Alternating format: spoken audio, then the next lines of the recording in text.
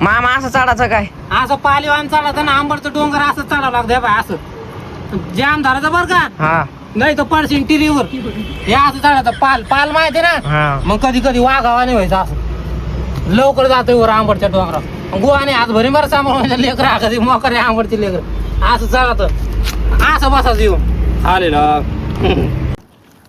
आंबडला आता वरती आलो तर आता खाली उतरायचं तुम्हाला सांगतो आंबडला कसं खाली उतरायचं या माया माग या तुम्ही या बा हाता लावायचे नाही बरं का जमिनीला हा हाताने लावायचे जमिनीला अशी डायरेक्ट उडी आणायची अशी उडी आणले पाय तुटला तर तुटला डायरेक्ट मारायचं पण मारणार नाही तुम्ही आंबडचा डोंगराच मरत नाही या खाली या समजलं कसं उतरतं आंबडला हा आता इथून कसं जायचं? इथून डायरेक्ट उडी मारायची डायरेक्ट? मरणार नाही ना घाबरू नको ना तू आंबडचा डोंगर कशाला म्हणते मग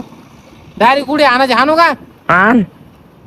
मामा तुम्ही तर उडी आणली होती ना. तुला काय वाटत की मी पागल पिगल आहे का आंबडचा मामा मोकार आहे मी परत बिरत नाही पण तुला खाली उतरा दाखवतो पास यायचं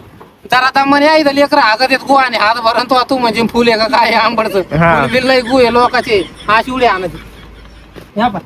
कसं आंबडचा डोंगर खतर आहे का नाही हा